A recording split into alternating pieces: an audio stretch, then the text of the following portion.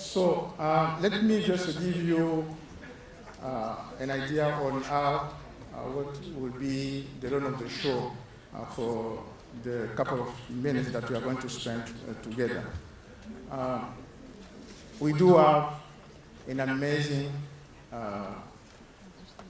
panel member here, a group of very eminent persons, and I'm sure they are going to give you the last drop of energy you need before to end the day. I will introduce them as they come to the podium. But to start with, let me give you an overall picture of what we'll be discussing. As you all know, the United Nations adopted the 2030 Development Agenda for Sustainable Development, which places high demands on the population data systems for all countries, proposing that all governments should be capable of identifying and locating the most vulnerable in order to serve first those with greatest needs, and, as the minister said yesterday, leave no one behind. It's also called to monitor progress toward such goals. This attention to subnational inequalities is a stark contrast to the demands of national reporting on the former Millennium Development Goals, which tracked aggregate progress by national states. The need for sound population data for government to track and report on the SDGs cannot be emphasized. It is estimated that 98 SDGs indicators demand population data in either the numerator or denominator. And the SDG proposed that all national statistical offices should, by 2020, have the data and capacity to disaggregate all relevant development indicators by strata such as age, geographic location, wealth, disability, and more, and report on this annually. The work required to ensure a strong national population data system is massive in scale, and many partners and initiatives will be required. Strategic contributions and engagement by population scientists at local and global level will be essential to such success. We believe that the IUSSP, being a global organization of population scientists, is uniquely placed to identify points of intervention for strengthening the demographic evidence base that will contribute to more relevant, effective, efficient, and sustainable action-oriented development planning and monitoring. On its part, UNFPA is advancing the 2030 Agenda for Sustainable Development Goals, the visions and value of the 1994 ICPD Program of Action, the global strategy on women, children, and adolescent health, and the framework of action for the ICPD beyond 2040 by promoting the attainment of 3 transformative and people-centered results that are crucial for poverty eradication. Let me remind you those, and yesterday our executive director referred to them in our opening remarks. The first is on eliminating preventable maternal death. The second is about eliminating the unmet needs for family planning. And the last one is eliminating gender-based violence and harmful practices, including child marriages and FGM. by doing that, we are sure that we can contribute to a world where every pregnancy is wanted, and every child's birth is safe, and every young person's potential is fulfilled. So, what is going to happen then in the coming 1 hour and so, the panelists here will be addressing the challenges of advancing data for development, particularly in less developed country settings, exploring the needs for human resource development, the promise of emerging methods and partnership for administrative data and CRVS, and thematic data centering. So let me and join me to welcome the panelists as they walk to the stage. I'm going to introduce them.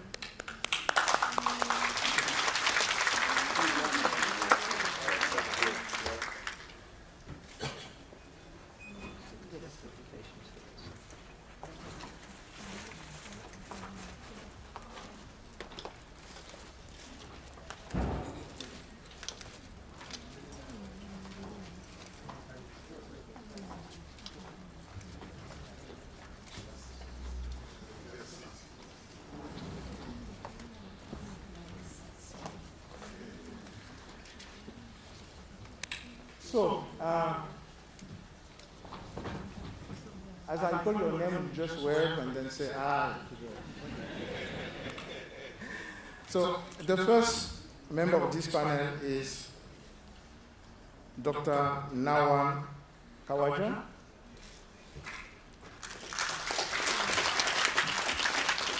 Who is currently Chief Demographic and Social Statistics Section, Statistics Division at the United Nations Economic and Social Commission for Western Asia, ECLAC, in Beirut, Lebanon. He is also a former director, Population and Social Statistics Directorate, and Vice President, Palestinian Central Bureau of Statistics, Ramallah, West Bank. The second member of this panel is Dr. Parfait Eloundou-Enyegue. Parfait is professor and chair in the Department of Development Sociology at Cornell University, Ithaca, New York. He has teaching, research, and policy expertise in the general area of population and development, with specific emphasis on the effect of population dynamics on changes in economic growth, education, inequality, health, and security. Maybe one element that I might add on Parfait is that he has been rallying to advance demographic training in Francophone Africa. I don't know if you have noticed, il y a très peu de Français dans la salle, donc on manque encore de démographes qui parlent français. Donc le Parfait travaille pour vraiment constituer une nouvelle base démographe africain parlant français. Welcome, Parfait. The third panel member is Dr. Philomena Nyarko. Philomena is from Ghana and is a former government statistician and chief executive of the Ghana Statistical Service. As RIPS faculty since 2001, Dr. Nyarko taught demography and statistics. She is a member of a number of international and national boards and committees. Her research interests cover a variety of population and health issues. Welcome, Philomena. The fourth panelist is Dr. Carmen Barroso. I don't know if I need to present Carmen. For those who are familiar with the field population, she was awarded in 2016 with the United Nations Population Award. But in addition to that, Dr. Carmen Barroso is the co-chair of the Independent Accountability Panel, created by the United Nations Secretary General in 2015 to review progress of the global strategy for women, children, and adolescent health. And also, she's the co-chair of the Technical Advisory Group on Gender and Rights of WHO. The fifth member of the panel is Dr. Paulo Saad.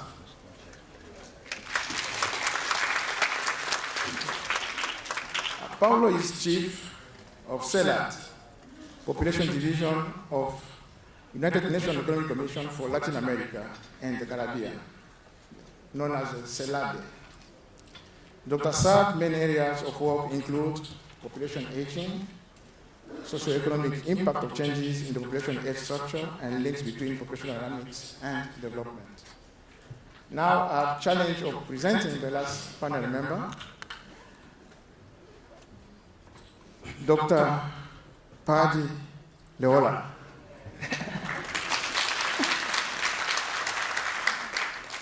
I was thinking, what shall I tell you that you don't know or that was not said yesterday? So, just as we say in French, doing a clin d'oeil to Carmen, I can say that he's also a member of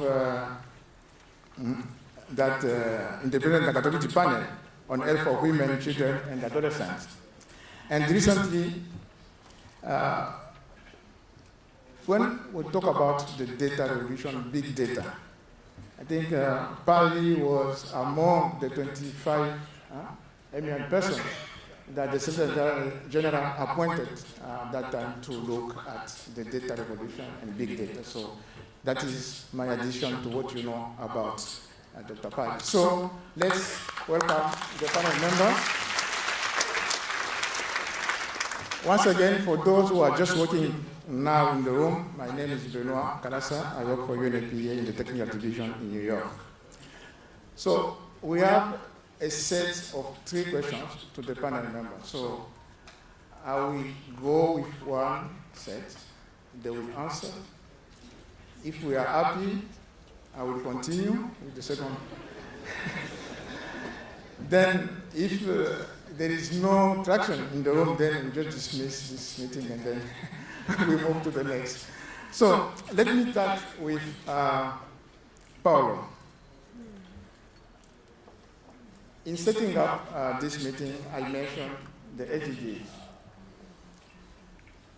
Probably, can you just provide us an overview of the 2030 Agenda for Sustainable Development? Sure. In the first place, I would like to thank you, the Population Fund, for inviting me to participate in this very interesting meeting. It's a very interesting panel. Yes, I think that the 2030 agenda was built among the Dividend development goals, 2030 agenda, and the sustainable development goals, but goes much further. It was adopted by the government in the General Assembly in September 2015, and it's one of the most inclusive and participatory process that the world has ever seen. In contrast to the MDGs, that was a kind of up-down process that was decided by a group of experts. This SDGs began as a result of this very inclusive and participatory process. And I think there is 3 important aspects that I'd like to emphasize, to highlight. One is the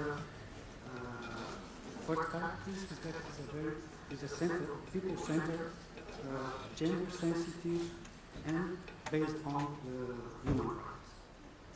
A second important aspect is that it goes beyond the social aspect, social sector, including the three pillars for sustainable development, which are economic, social, and environmental. And a third characteristic is that its strong focus on the means of implementation, particularly what has to do with mobilization of resources for the implementation, and capacity building, emphasis on capacity building, the need for capacity building, for particularly in what refer to the collecting, processing, and analyzing data for the monitoring of the implementation of the agenda, and not only to the statistical offices, which who are the primary responsible for this data, getting the data for the monitoring, but also to the other parties that has to be capacity also, the civil society and the academia, etc. And also technology. This is important with the very core feature of the SDGs. Paulo, you just mentioned the means of implementation. That, as I said in my introduction, we are looking at the population data ecosystems, which includes population censuses, surveys, voting data, surveys. And we know that in many of our countries, there are challenges. Now, Pali, can you briefly discuss the key shortfalls and also discuss the importance and urgency of addressing these challenges in the context of the 2030 development agenda? Highlighting and which one do we need to forge to address these challenges effectively? And when you speak, please, I think we are a challenge with voicing up so that people can hear. Just move closer to the mic. Thank you. Thank you very much, Chair. The challenges are massive. But yes, we can say there might be challenges of money, but not so much money. I think there are too many players trying to be middlemen between data and statistics that is being collected, and the process by which that data gets transformed into statistics for decision making. We need to clear that space because there are just too many actors in those spaces. The second challenge is that the statistics offices, particularly in Africa, where I've worked and have the most experience, are not adequately organized. And when there are this many players in that space, they lead to confusion and undermine the statistics systems in countries. I thought that the Paris Declaration for Aid Effectiveness that was assigned to by many countries was going to solve these problems, but it is not. There are challenges around data that is already available that is not being used, not even by statistics offices to elevate it to the level where it is visible to policy. It's a big shortcoming and limitation. And statisticians have to rise to the plate and make these things visible. They run the risk, as they try to do so, of playing into the space of policy, and the politicians are not going to let them. They'll cut their heads if they do so. So it's a very fine art of working in a highly political environment where you have to do a lot of things. One of the things is that during the 2010 round of censuses, we took the decision here in South Africa and with African countries that Africa will count in the 2010 round of censuses. But I was very disappointed after all that success that this data was ignored. I must say, we wrote to the Secretary General of the Economic Commission for Africa, why have you avoided using the data that comes from the censuses? And I think the answer was very lackluster. I was terribly disappointed that after all this effort, this data was not put at the level where it can be used. that answer is still not forthcoming, and we need to deal with that. Second issue is of civil registration and vital statistics, that Africa, really knowing that it is suffering, raised the bar and ensured that civil registration and vital statistics becomes a priority. In the space now, there are so many actors that are interested in this, and I think they add to the confusion rather than helping Africa to solve problems. More importantly, it is the visibility and availability of technology which is being punted as the solution. Of course, it enables, but if it is not strategically deployed, it's a big problem. So in many ways, the challenges that we are seeing are not so much challenges of money. There are more challenges of organization. And many interested parties, I'm sure they all mean well. But the net effect of all this is actually confusion rather than help. So first, if we don't use the data that we have, it's not useful to collect it. We need to sharpen our skills to use the data and make it visible to those who count. Second, we need to organize ourselves much better and nationally. Third, we must organize ourselves such that we take into account that it is not only the national statistics offices, that's not the only gorilla in the zoo.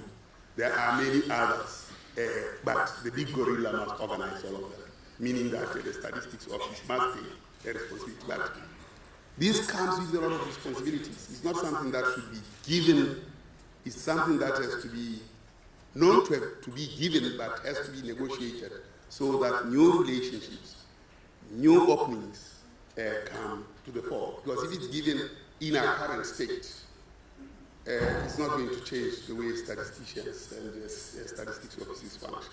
It needs to be negotiated such that those new relationships catalyze in an organized fashion the way we make data available and make use for it, particularly as we advance the issue of leaving no one behind in the 2030 agenda.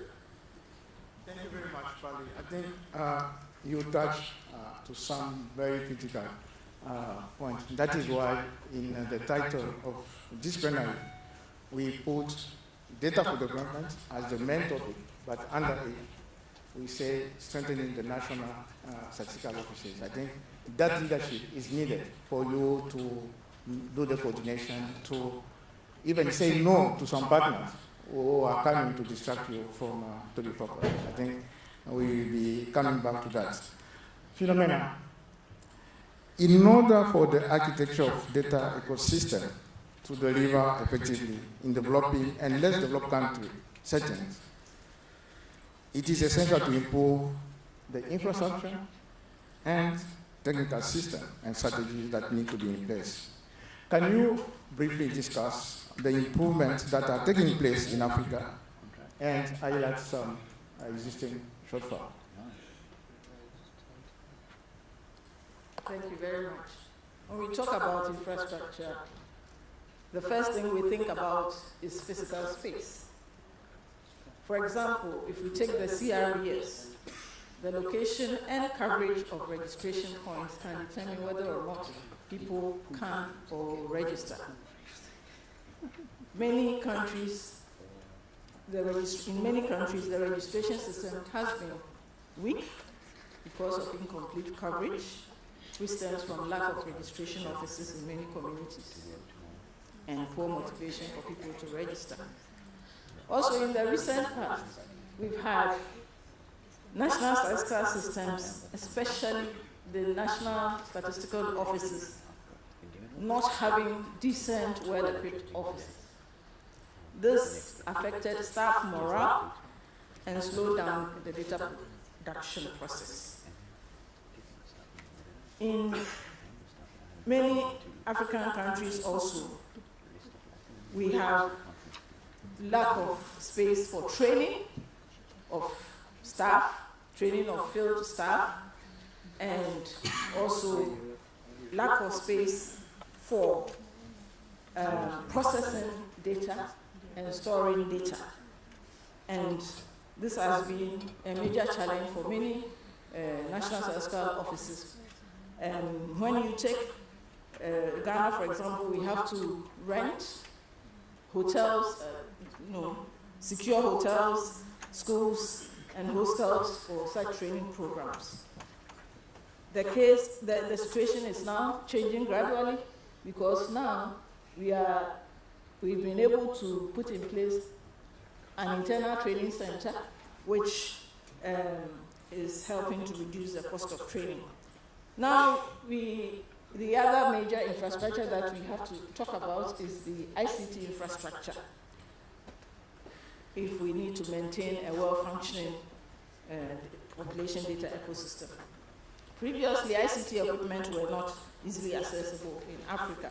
Data processing, for example, started with punch card readers in the 1960s, moved to mainframe computers, and later personal computers. In those days, census data capture, for example, took 2 or more years to complete. This situation caused a lot of delays in statistical data production. And even when PCs came onto the market in the early 1980s, those national statistical offices that could afford them purchased them mainly for data processing, and so a lot of statistical work had to be done manually. And as we all know, even cartographic mapping had to be done manually, and compiling the list of enumeration areas was a great challenge. In some situations when field work was done, or for administrative data systems, when data had to be transferred from the district to the region and to the headquarters for processing, we had a lot of challenges, including data loss, because the data were being carried on flash drives or external hard drives, which were mostly infected by viruses. And so it really caused a lot of the statistical offices problems. It caused them a lot of problems because you lost the data that you had spent so much time collecting. Now, as technology became cheaper and more accessible, the situation began to change. And so the use of PCs were complemented with the scanning technology, and this helped to speed up data processing. And in some cases, an average of 6 months was used to complete data processing. And then with time, as a result of the demand in data, in timely and quality data, alternative solutions had to be found. And as Pali said, it drew attention to the use of new and emerging technologies, such that in the 2010 round of censuses, we had a number of African countries using the PDAs with the CAPI technology for data collection. And for example, we have Côte d'Ivoire, Senegal, and Cape Verde. Now we also talk about spatial data infrastructure, such as the GPS devices, geographic information systems, and aerial and satellite images. And these were used for the 2010 round of censuses. So, in effect, these have helped us to improve the data processing and data collection. And so, if I take the example of the Ghana Statistical Service, we have greatly transformed our business architecture through the development of a comprehensive IT enterprise architecture and strategy to guide our business processes. The IT infrastructure has also been improved significantly, with all our 10 regional offices being connected to the headquarters through a wide area network. Each regional office also has a local area network. And the service is in the process of upgrading its current website into a web portal to help in data dissemination, research, and interaction. The office has also been able to secure a number of IT hardware, laptops, tablets, power banks, GPS, devices, scanners, plotters, printers, photocopiers, servers, network storage, projectors and external hard drives. And also, we've been able to acquire applications such as ArcGIS, and then Microsoft Outlook, Link, SharePoint, and Zebra, which help us with internal communication. The intranet, we set up the intranet, which has helped with internal communication. And a number of African countries are now using that to support data production in Africa. Thank you very much. I like where you end up, because we started with the challenging infrastructure, but I think now I can see that things are moving. And that is, I think, where we need to get. Marwan, you know, this SDGs is calling for leave no one behind. And if there's a situation where people are likely to be left out, is during the conflict, during the humanitarian situation. You come from a region where the situation is constantly boiling.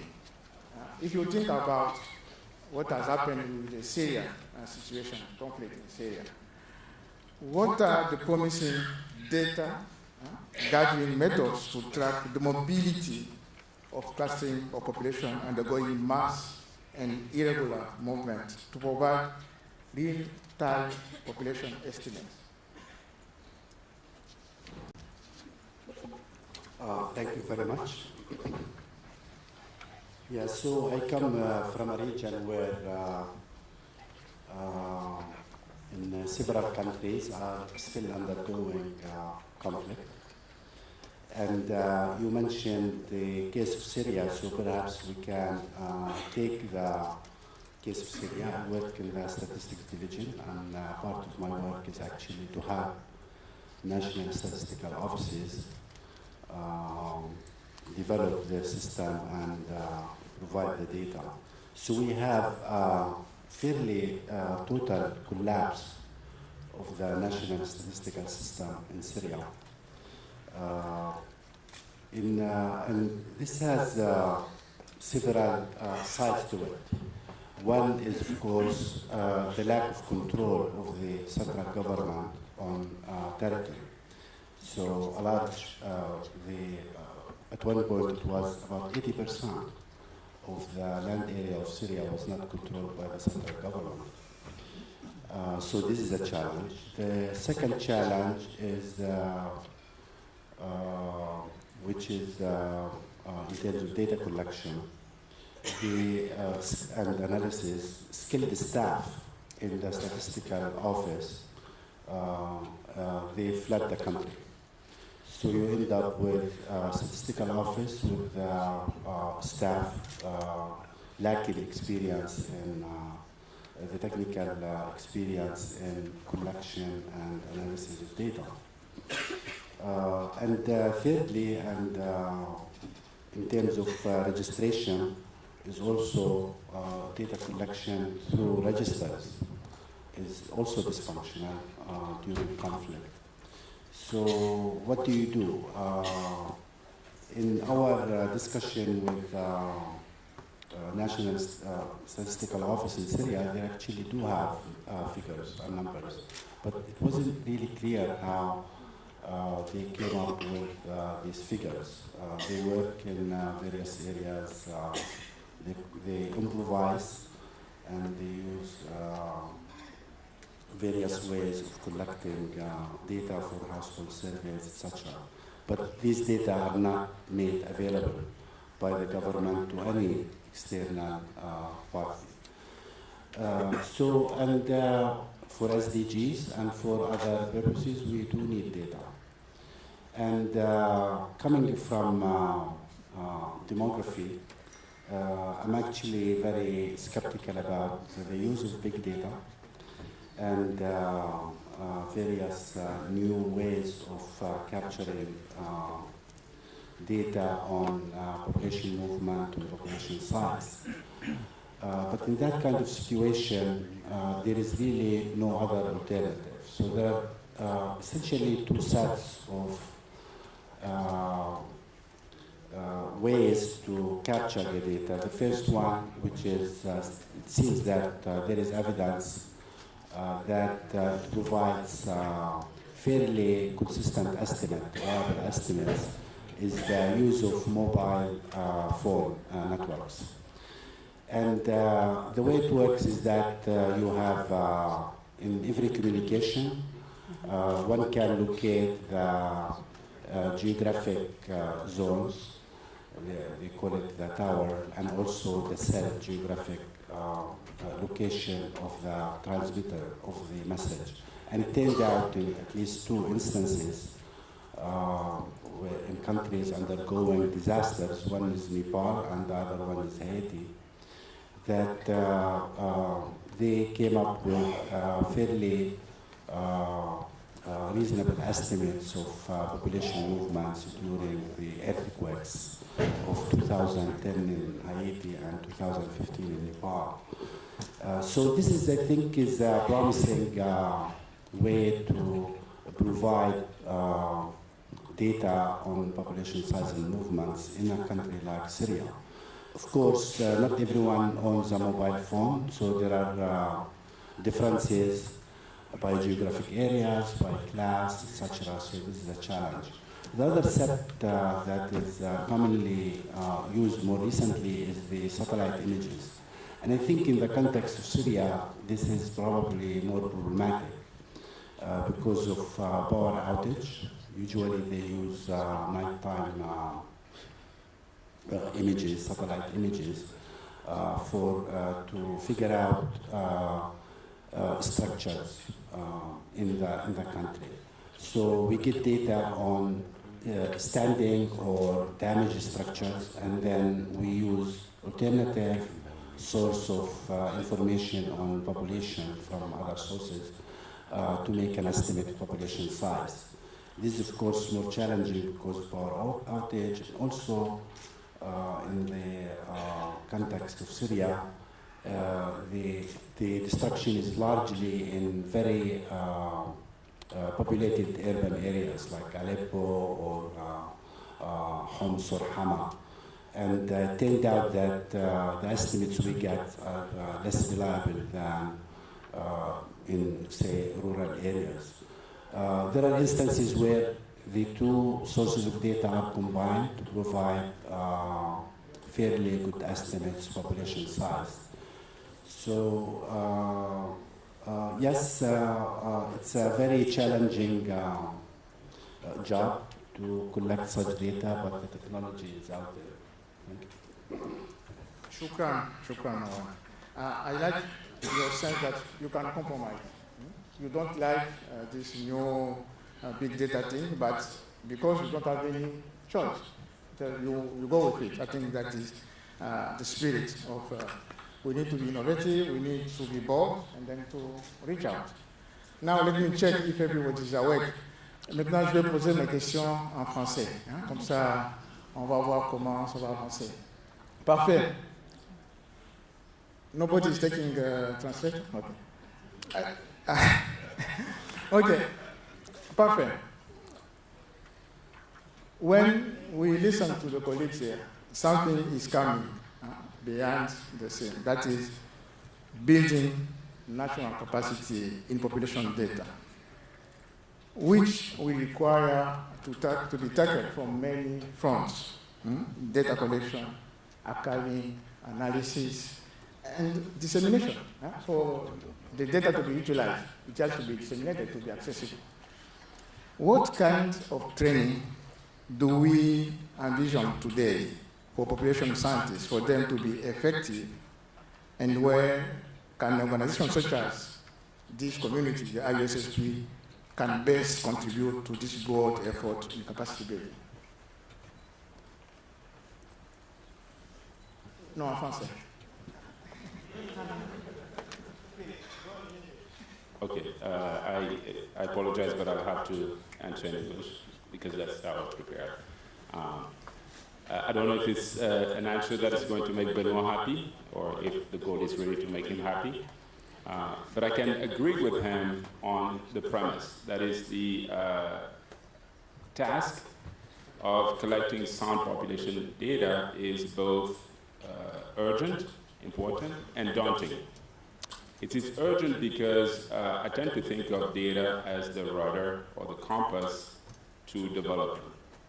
If you don't have any information about where you want to go, if you don't have information about how close you're coming to your goal, the chances of you reaching that goal are very slim.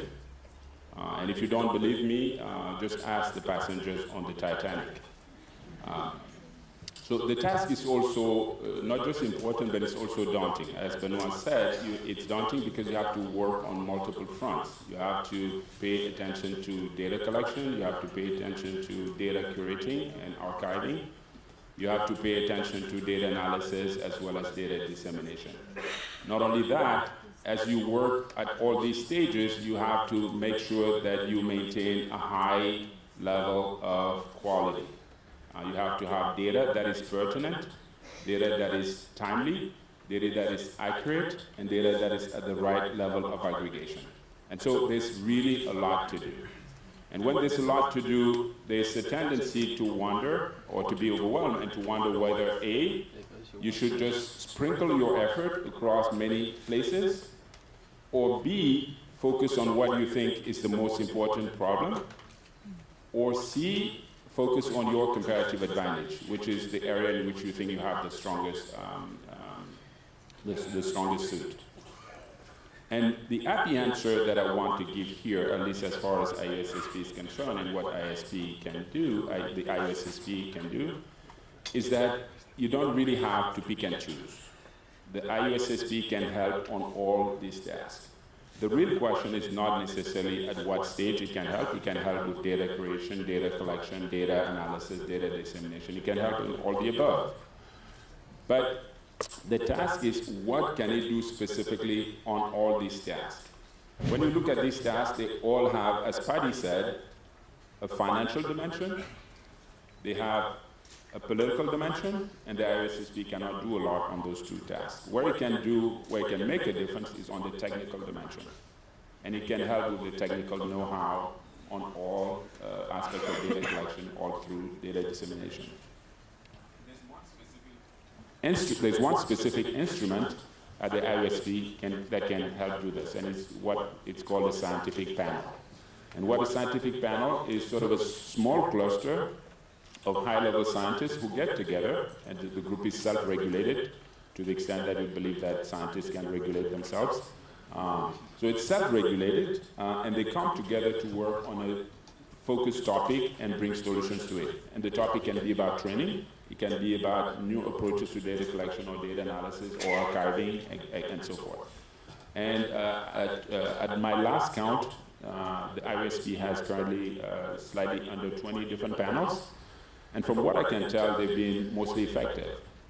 I have personally led a panel that was about training, advancing demographic training in Francophone Africa, and we had a side meeting yesterday, and I can report that just the list of achievements on that front was rather impressive. We had worked on for many years, and we had very generous funding. That's not the case for all the panels.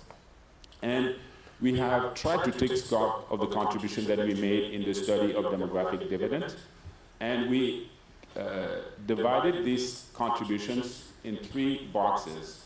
One box was the contributions towards public understanding, to what extent we were able to help the broad public understand what the demographic dividend is.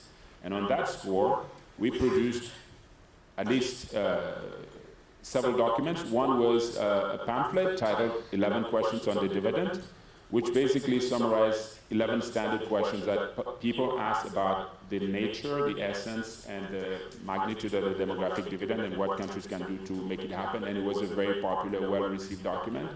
Was translated in English by the World Bank, was translated in Arabic by the UNFPA.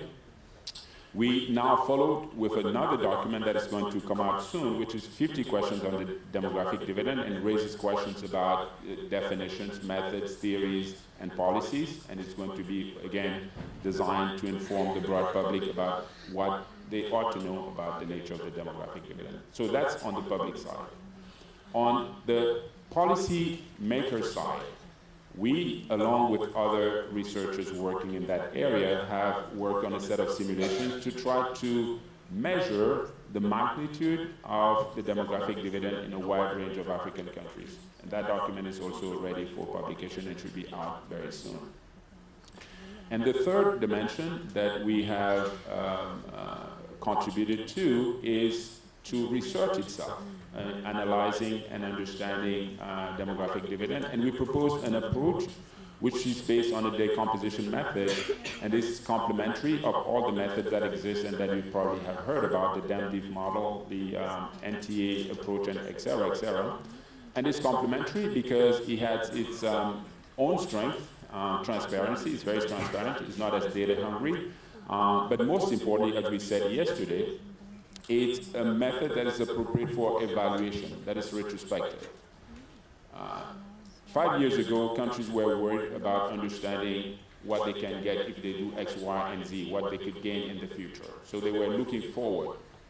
Now that many countries are on board, they tend to look today and backwards. They look today at the policy that should be implementing today, but also to check whether they are now beginning to gain any of the benefit. And so increasingly, you are going to need methods that are looking backward to evaluate the benefits that you're beginning to reap. And so again, as a short answer, the IUSSP has a fairly effective demographic system that can help in building population data systems. Thank you very much, Parfait. I think you are making the day of my team because I can see them taking notes because now they have the mission report to justify why they came here. Now, they can say, okay, this is what IUSSP can do for UNFPA and for the member states. So that's very much. Carmen, building on what Parfait I just said, and then looking at the colleagues here in the room, can you briefly discuss ways in which academic research can add value to global development agenda and comment on the current state of affairs and where you see gaps? Thank you.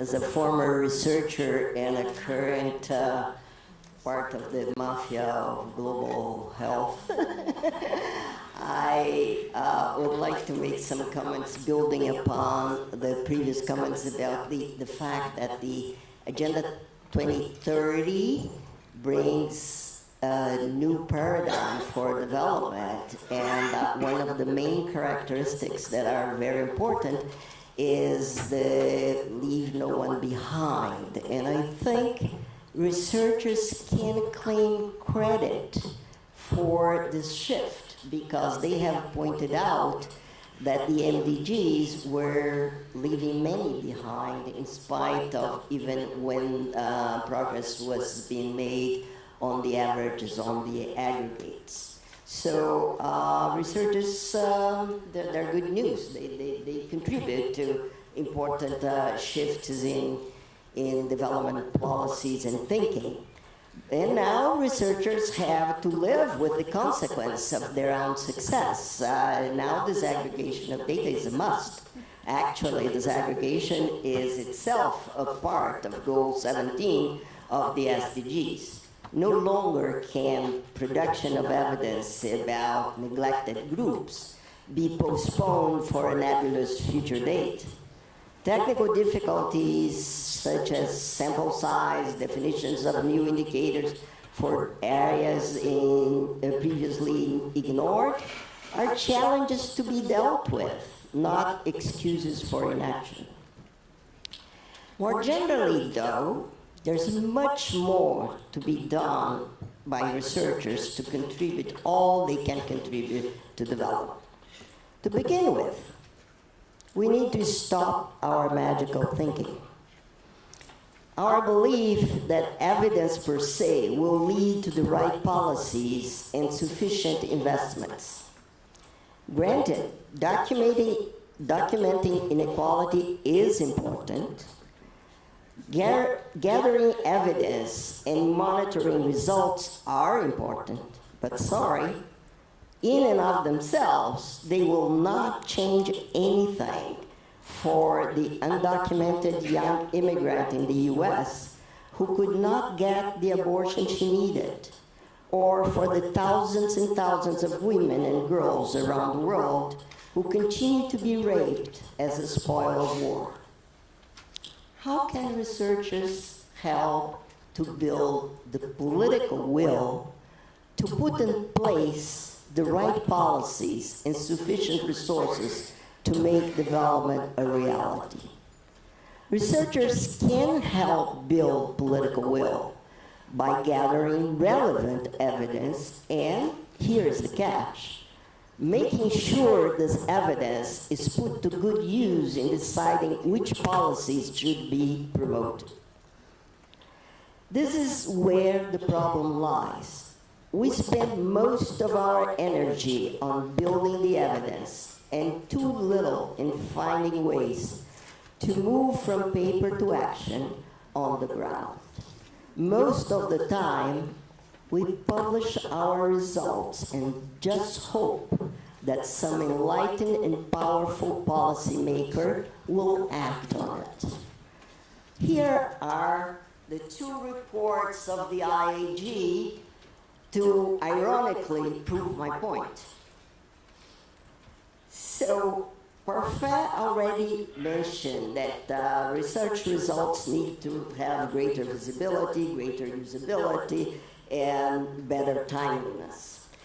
The Data Revolution panel that Pali and I had the honor to participate already stressed this in our report. It's called A World That Counts. But instead of just hoping, there are three things that I think we can do to help generating action. First, we should make our evidence more user-friendly and timely. Second, for greater visibility, we should look for alliances with the broadest range of stakeholders. If policymakers are our ultimate targets, our marketing change should start with civil society and influencers who can convey the value of the evidence we generate and have the power to inspire the political will we need so much. I think this era of growing populism and disbelief in evidence should bring a wake-up call for us. Business as usual is no longer possible. We need to improve our ability to use technology in order to close the huge gaps in access and use of data. Researchers need to engage with civil society. And Paulo was just telling me that in the preparation of the regional meeting in Latin America, the civil society is having a key role. And it's important that civil society demand good data and use it for accountability. Researchers should have in their job description the allocation of time and energy to educate the public about the products of their work and to learn from political actors, including civil society, what are the most pressing issues that need to be investigated. Thank you. Muito obrigada, Carmen. Colleagues, I think we need to give them a round of applause for my assessments. They are past the first round, and they deserve the second round of questions. So, Paulo, you just listened Carmen, Pali mentioning the commitment under the SDGs, disaggregation. That comes with cost. Yeah? And by signing up to the 17 goals, these are commitments. Can you highlight the role of the key players, the type of partnerships, and when you talk about the means of implementation, what amount of resources are we talking about? I know that going to be very big amounts. I don't know exactly how much, but I know that it's gonna need a commitment, huge commitment of governments to raise all this data. As I mentioned before, the big difference between the MDGs and the SDGs, one is among the big difference is that SDGs are more comprehensive. From 8 the Millennium Development Goals, there are 17 goals, SDGs, Sustainable Development Goals, 169 targets, and more than 230 indicators. And also taking into account no one left behind. To comply with this, we are going to have, of course, disaggregated data to go beyond the average. And also the emphasis that is put on the monitoring in the SDGs compared with MDGs. All of this is going to imply a huge burden, increased burden on the statistical offices to raise this information. So we are going to need to mobilize resources for capacity building on to strengthen the National Statistical Office, but also I think it's going to be necessary to establish, as I mentioned, the partnerships with other spectrum of the society, like civil society and private sector also need to contribute, and of course the academia.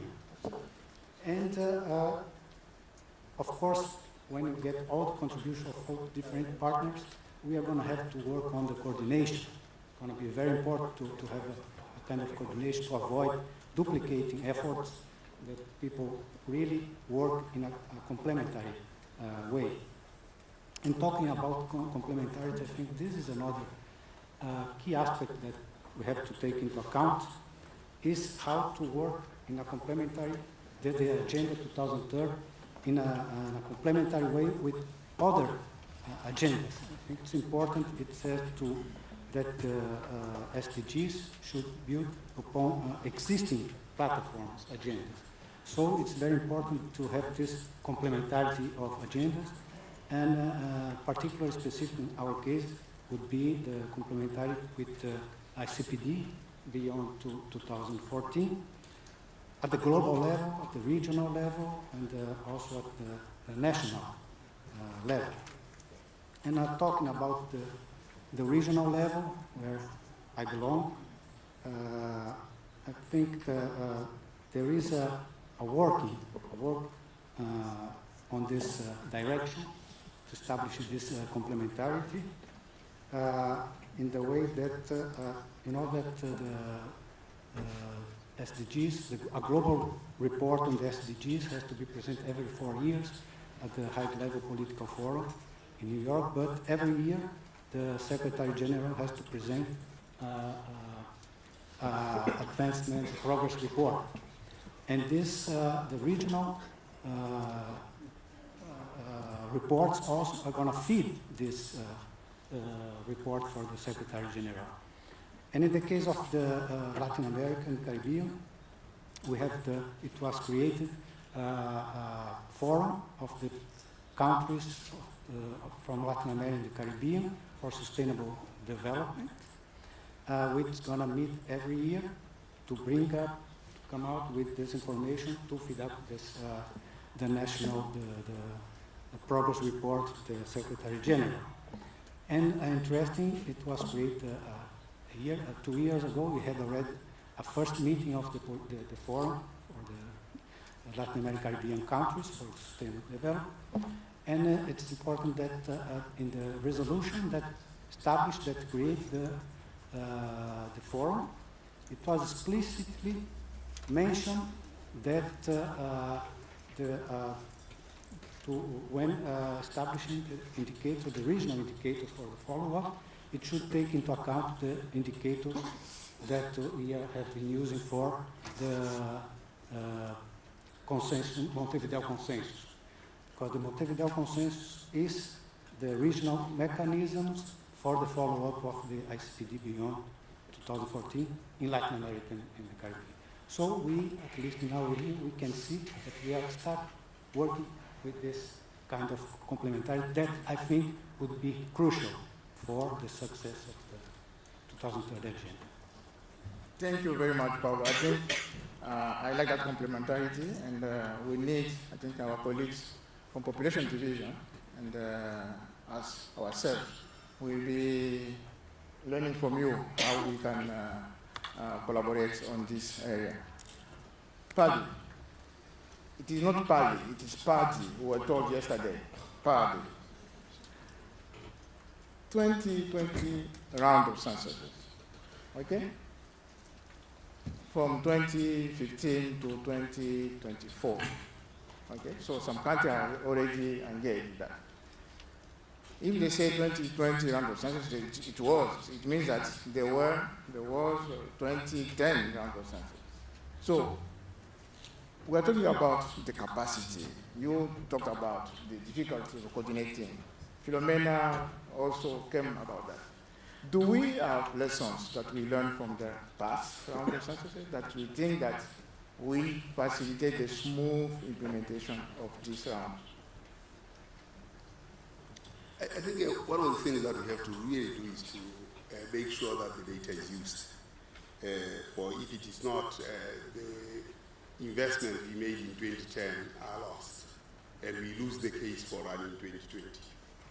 Secondly, in the 2010 round, we had, I told you about Africa, but if you look at the world, there are more internal strifes and conflicts, which really do not augur well for a smooth census operation. Look at 2010, it was Iraq, but now there's Syria, there's Libya, there's, in Africa, there's quite a lot. As the African Symposium for Statistical Development, which we established here, we actually focused on the African countries that were in conflict, like the Sudan.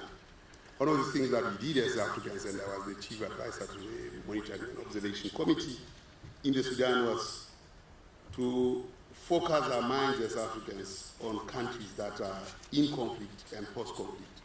And the key message was how census can transform conflict into peace by just knowing the facts.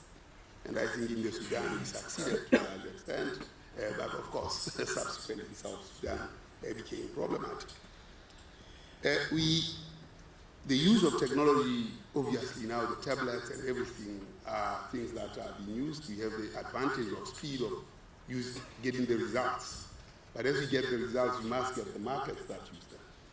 So the current statistician or the future statistician in any country must be somebody who is prepared to jump over the fence with the data into the policy space and negotiate that space. It's a very dangerous space where the crocodiles will eat you up. But we need a process where we actually engage with researchers and analysts to make this data visible, because that's the salt that creates conditions for political will. Politicians don't have will until they have facts. They are pushed by the facts, and they don't harvest it from heaven. So what is very, very important as we look at the Agenda 2030 is very, very sincere researchers, sincere statisticians who will confront the facts, put them in the face of politicians, and allow and enable the civil society to actively engage. These are the things that are going to be serious game changers. If we sit in our offices as statisticians and hope that politicians will love us and the like, that has long changed. We need this data in the hands. And in South Africa, I've done that much, quite a lot. And of course, as I leave, I'm very happy that I was able to advance that and stretch that in law. Thank you very much. I think data literacy, statistical literacy is something that is very important. And I remember 2 years ago in the forum of Paris 21, we're discussing this in Paris. I think that is something that we need to build and then link to the civil society, and that is the accountability so that people can claim their rights. This is not happening. Please give us. Philomena, I was told in Ghana you have the unique experience of having some specific demographic surveillance site, meaning that you have academia working in the country. So how do you look at the collaboration of those research centers in Navongo, Dododwa, and Kintampo with the political agenda? Can you tell us how that collaboration came about? And what are the lessons learned in the context of Ghana about that? Thank you very much, Benoit. We have 3 research centers, as you rightly pointed out. We have the Navongo Health Research Center, we have the Dododwa Health Research Center, and we have the Kintampo Health Research Center.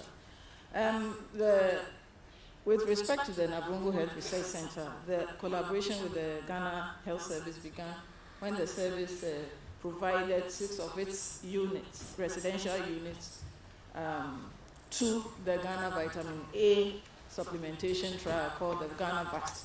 At the time, this was a research study, a longitudinal research study that was to be implemented between 1988 and 1992 to examine the impact of vitamin A supplementation on child morbidity and mortality.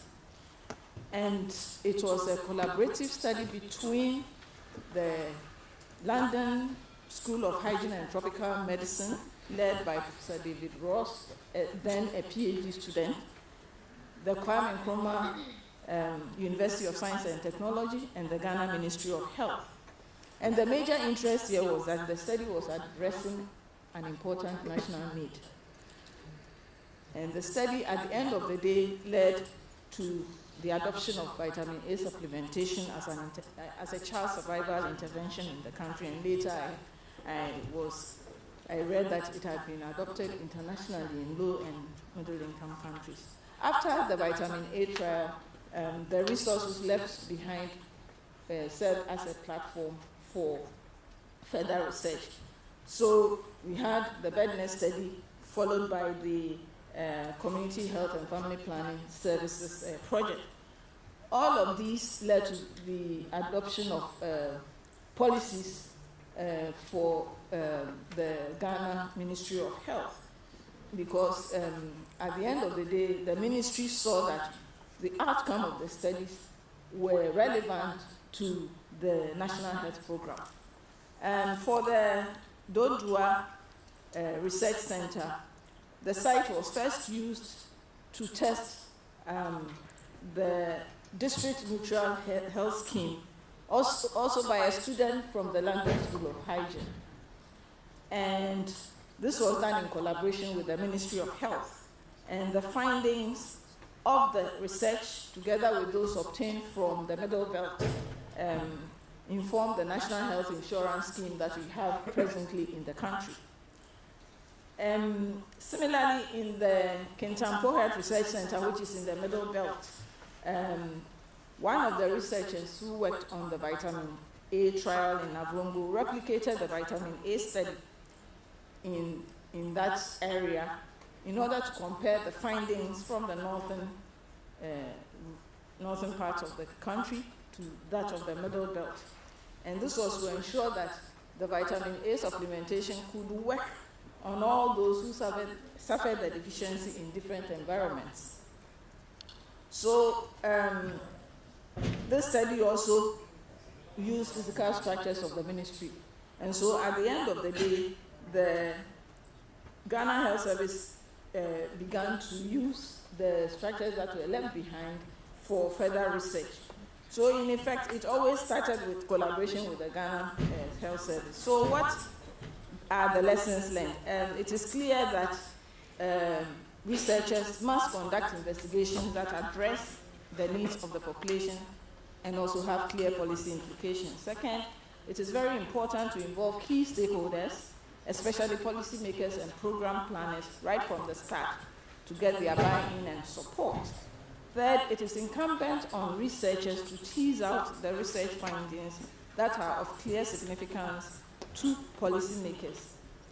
And also, researchers must be prepared to provide technical support to policymakers who desire to convert such findings into policy or replicate it at the national level.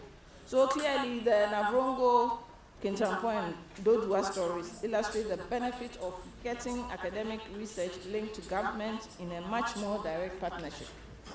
Countries are thus encouraged to adopt such an approach to bridge the gap between research centers and governments in order to generate evidence for policy in a much more effective way. Thank you. Thank you very much, Philomena. I think building on what Carmen was saying, so the research might be useful if effectively the ministry, a sector ministry, takes over and then implement that. I think that's good to know. Marwan, I have only difficult question for you. You know, we refer to migrants as development agents, right? But in most cases, they face social xenophobia, repression. So, do we think that the demographers here in the room are producing relevant and convincing evidence to support the notion that migrants are agents for development so that we can address those stereotypes? You see, maybe if you don't answer, somebody is going to answer you. Thank you. Yeah, so it's a difficult question. So I would say it depends on the context. And I want to let me preface my intervention by saying I come from a region where has a lot of international migrants, over 30 million international migrants in the Arab region, one of the largest in the world. And in one country, 8 out of 10 residents are migrants. So in the Gulf countries specifically, we have large labor migration. But there is another kind of migrants, and because of as a result of the Arab Spring, and in particular the war in Syria, the region has one of the largest number of refugees and displaced persons, around 5 million Syrian refugees, and our region is the largest exporter of refugees to the world, the rest of the world, specifically Europe, etc. So I do want to make, it seems that obviously migration is selective, and it's built many countries in our region, especially in the Gulf countries. We have evidence from the West that migrants contributed a great deal to the arts, sciences, the well-being of receiving countries, etc. However, the link between development and displacement is rather is very much less researched. We don't really know much about the impact of sudden displacement of population on the receiving country. We have very little evidence about what happens after the influx of large number of refugee population during a short period of time on the receiving country, the housing market, the labor market, the education and health system, the environment, and what have you. I think the evidence is largely mixed, but it's surprising that there is actually very little evidence concerning the consequences of refugee influx on the receiving country, but also on the sending countries. I said in my answer, I would say it depends, because it really varies by, and I'm here really talking about refugee migration, forced migration. In a country like Lebanon, for example, where about 1 out of 3 people is a refugee, as a result of the Syrian refugee, Syrian conflict. About some people say 2 million Syrians were in Lebanon. Right now, UNHCR estimate is about 1 million. refugees in a country of about 3.5 million population. God knows, because the last census in Lebanon was in 1932. In that context, in Lebanon, refugees are allowed, Syrians are allowed to work only 3 occupations, construction, agriculture, and housekeeping. And we know that many of the Syrians in Lebanon are wealthy, well-to-do. They brought capital with them. They created new markets in very underserved areas, like in the Bekaa part of the country, and new skills. And yet, all of these are not really utilized and face great challenges in integrating into the country. There are 2 areas where I think we know very little, and some research has been done in other parts of the world, like in Sub-Saharan Africa, for example, where the impact of humanitarian assistance, UNHCR, UNICEF, many international organizations do give assistance to the refugee population. And there is a large spillover effect on the local population in terms of various issues, including maternal and child health, by improving healthcare services in these areas, startup firms. We have some evidence from Turkey that actually is the presence of refugees turned out to be positive in the local economy. So this is one area. The other area is really the, unlike regular labor migration, where migration is expensive. So people who migrate tend to be well off, better off, compared to the average person in their home country. And then they're fairly skilled on average. Refugee population is quite different. And yet, there are many skills among refugees that are not utilized. But in many instances, these skills were utilized, like healthcare provision for the refugee population by refugees. And the local communities benefited from those. But it really depends on the context. In many situations like Lebanon, this is not turned out not to be the case. So I would say I agree with your assessment, but it really, we need to distinguish between the large burden of moving large numbers of refugees in a short period of time in the local economy and society vis-a-vis regular and gradual migration. Thank you. Did I answer your question? Yeah?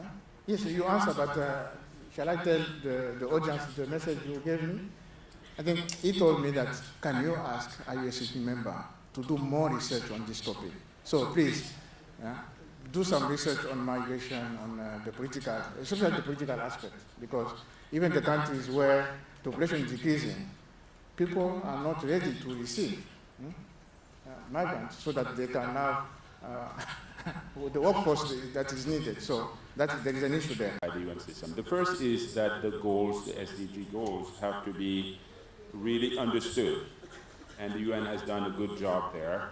And understanding the goals, meaning having clear definitions, having clear benchmarks, targets, numbers attached to it, and dates attached to it. And so that's been done. You also have to help understanding, express these goals in terms that are relevant locally, in terms that mean something to the local countries, but also the populations themselves. What does Goal 5, for instance, mean in terms of the average household? People need to understand what it means for them. So that's the first point, making the SDGs understood. The second goal, the second criterion, which the UN has also, I think, adequately addressed, is to make the goals accepted. And that means participation in setting the goals. And again, I think the UN has done a better job this time around compared to the previous time. And also connect these goals to local development priorities. They shouldn't be disjointed, separated from the national priorities for development. So these are the first two which I think the UN has taken care of, promoting understanding and promoting acceptance. The third, which is a little subtler, but I think most important, is belief. That countries really have to believe that these goals can be achieved, as opposed to just going through the motions and waiting for the next iterations of goals that is going to come after 2030. Okay. And to argue why belief is important, I'm going to take as an example, a very simple example, something that we all do on January 1st. On January 1st, most of us in this room would just wake up and make tremendous New Year resolutions. I'm going to lose weight, I'm going to save money, I'm going to be nice to my boss, and so forth. But for most people, I'd say, and there are studies that give different numbers on this, but 95% of people, by January 31st, all these goals are forgotten. Only 5% of people can keep going. What makes the difference? The difference is belief. The difference is expectation. The difference is putting a system in place where you can keep momentum going. And so some of the pieces of that belief and momentum I would list as four. Number one is, again, you have to have a fine system to track progress, just see how you're doing, and that's pretty obvious. The second is you have to have, tracking progress is important, because if you said, for instance, I'm going to lose 20 pounds by the end of the year, and come March you're still at half a pound, something is wrong, okay? And so you need a little bit of correction. Second, you need to make a public commitment to people that you care about and who care about you, so that they are going to keep sort of cheering you on. And that means for countries, heads of states, leaders have to make a commitment that is personal and that is truthful to their public, okay? And so to take an example here, in our case, if you want to be nicer to your boss, just go to him or to her and make a public statement and say, well, this year I decided that I'm not going to stab you in the back anymore, or at least not so hard. This way, the next time you stab her in the back, she's going to remind you that, well, remember what we said on January 1st, and so it's going to correct the course again, right? Third criterion is to expect that sailing is not going to be smooth, that you're going to have setbacks, that you're going to have difficulty, and you have to be prepared to overcome these difficulties and deal with them. And so, again, to take a simple example, you can decide that you're going to save money, but then comes your mother-in-law. And how do you tell your mother-in-law that you don't have the 100,000 CFA that she wants you to give her, right? And so that is a setback. You have to expect that every now and then you're going to have a difficulty, but you have to be prepared to deal with that difficulty. And finally, you have to set goals that are mutually supportive, that feed each other.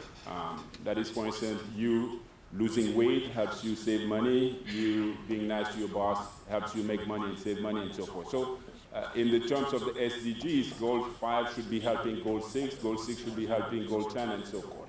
If you design your 17 goals and your 169 targets to be mutually supportive, to amount to something that is cohesive, that is a whole that you believe in, and that supports it, then your chances of succeeding are going to be much better. Some of us who are not professors, we call that integration. Thank you very much. Thank you. Now, I kept the last one and the best. Because Carmen, when it comes to address the topic she's going to speak about, she's passionate, so be ready to hear about that. Carmen, parts of the Leave No One Behind are adolescents. What do you think about the existing tools to capture what is happening on adolescents? Well, first I want to make the case for greater attention to adolescents, because if we want development, we have to pay attention to them. They are the largest of all the vulnerable groups, I believe. There are 1 in 6 in the global population. They are also the vulnerable group with the greatest potential for helping the whole Agenda 2030. Economists have demonstrated the huge returns from investing in their education and health. They have great potential for changing the harmful social norms that are major obstacles to development if the right policies support the development of their capacities. New brain science shows the great plasticity of their brains. Their energy and creativity is a central promise for accelerated progress towards the SDGs. And God knows that we need accelerated progress, not the pace that we had so far.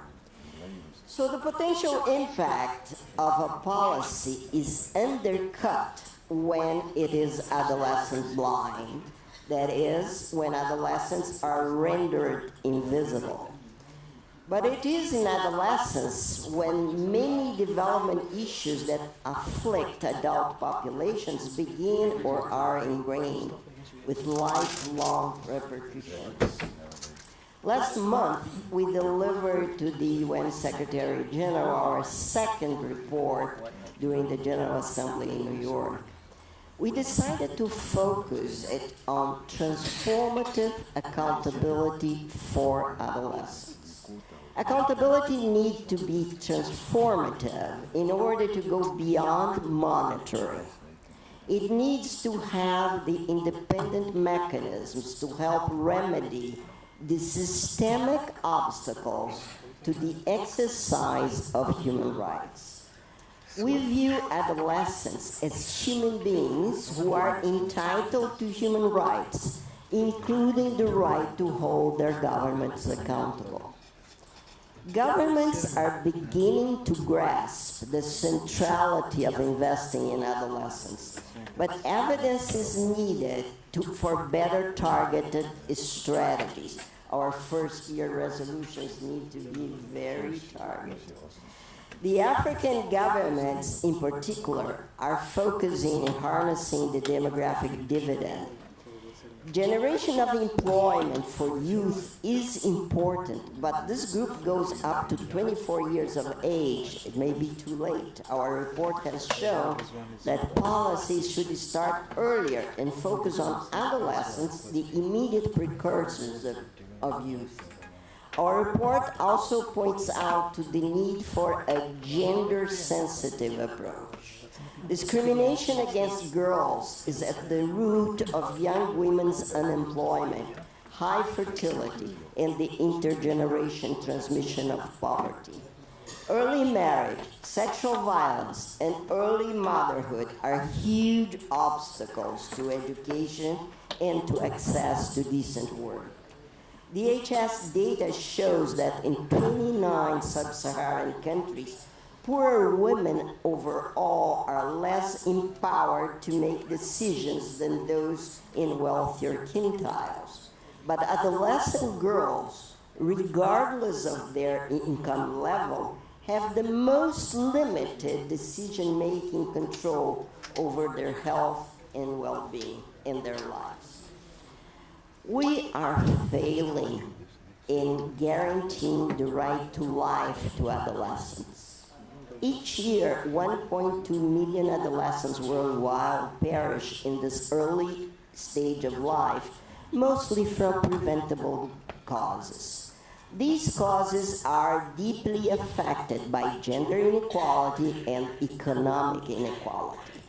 While suicides are common to boys and girls, poor boys are the greatest victims of gender norms when they are murdered so frequently. The main cause of death of girls, most of them poor, are the causes linked to pregnancy, childbirth, and unsafe abortion. Gender differences in mobility are reflected in boys' greater vulnerability to road injuries and drowning. We are failing adolescent boys and girls who are denied quality education needed for productive employment. We are failing adolescent girls both with regard to access to contraceptives and to HIV prevention. In the 21st century, more than half of adolescent girls who are sexually active and don't want to get pregnant don't have access to contraceptives. AIDS-related mortality is still rising among adolescents while dropping among all other age groups. Adolescents need to be more visible. The SDGs scarcely mention adolescents, just once. But the new global strategy for women, children, and adolescents' health extends the SDGs and proposes multi-sectoral approaches, interrelated ones. It has received the commitments of 215 governments, private sector, and civil society entities, adding to $28 billion. It's a good start. Now, the IAP is trying to enhance the accountability of the commitment makers and making recommendations to strengthen the mechanisms of accountability at the global, regional, national, and local levels. National statistical offices, the UN system, donors, data hubs, and civil society can help by exploiting existing data more systematically. This was one of the 6 major recommendations of our IAP report. We also pointed out to the fact that adolescents are not a homogeneous group. There is a great scarcity of data for younger adolescents, those in the 10 to 14 years bracket. Marginalized adolescents are the most vulnerable, and we know very little about them. Perhaps you might be interested in discussing another of our recommendations, the construction of an index of adolescent well-being. We had a lot of discussions among ourselves about the pros and cons of an index. But in the end, we concluded that it was worth raising the idea for generating a debate among the experts like yourselves. Whether or not you like the idea of the index, please help making adolescents more visible so they are not left behind and we all benefit for a better rate of success in achieving development. Thank you. Thank you very much. I told you that you better get prepared. So adolescents are not tomorrow's future, they are today's future. So thank you very much. Colleagues, I think this has been quite a very productive, exciting insight on the data for development, the challenges linked to building national capacity of the national statistical offices. We thought that we should put this plenary, this debate on the SDGs because the last meeting of the IUSSP in Busan was under the MDGs. So it was quite normal that as we get to a new development framework, we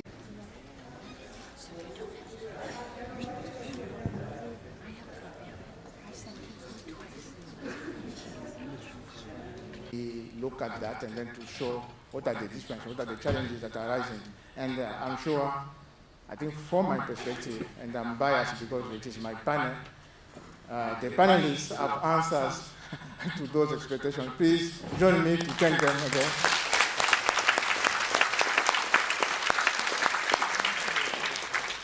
And to keep to my promises, I will skip the third round of questions.